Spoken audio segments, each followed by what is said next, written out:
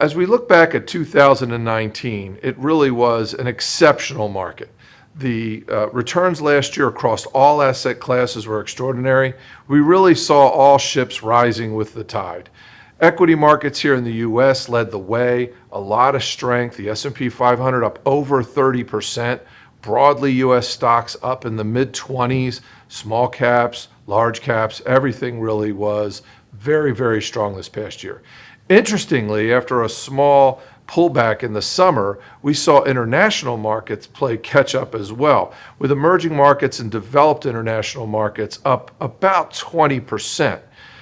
The one laggard was Asia with regard to the trade wars and China slowdown, but even Asia produced double-digit returns last year.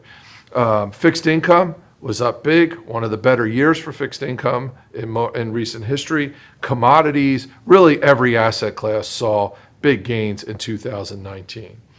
Now, as we look back at our year in review, we like to look at what were our themes in 2019 as we were looking forward.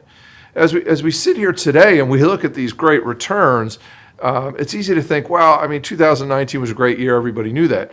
But going back 12 months, really this time last year, there was incredible uncertainty in the market. We had just seen the third worst fourth quarter in the market's history and the worst December in any modern market time. So we were really coming off a really troubled market last year, and there was some questions. Will we go into recession? Will the market turn over? Is this long bull market finally over? So looking back at our themes last year, we had four major themes. The U.S. economy is getting fatigued, but not done yet. So we're going to check the box. The economy, while it hit a slow patch in the middle of the year, we saw some manufacturing contraction.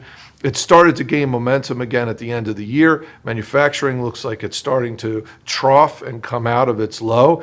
As a matter of fact, we just saw an ISM number, which is a survey that indicates whether we're in expansion or contraction. We just saw the latest numbers go back into expansion, going up over 50. So check the box. The economy showed some fatigue, but stayed strong. The consumer stayed very strong.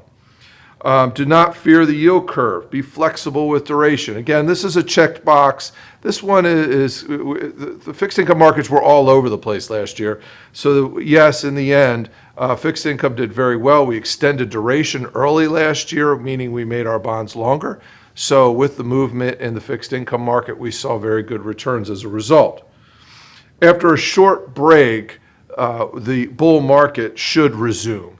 And our thought was that last year's pullback was a bit excessive. It didn't match up with what we were seeing in the economy. Our expectation was no recession, a continued economic expansion in 2019. So our base case was the stock market should do well this year. Now, admittedly, we didn't see a 30% increase coming, but we did expect a good market. Check the box. That one turned out okay. And a brighter year for alternative investments. Alternative investments did very well. Alternative asset classes had great returns. Private equity did very well last year, and even hedge funds started to show better returns as compared to their recent history. So this won't happen every year, but we're happy to say for 2019, we were 4 for 4 on the boxes.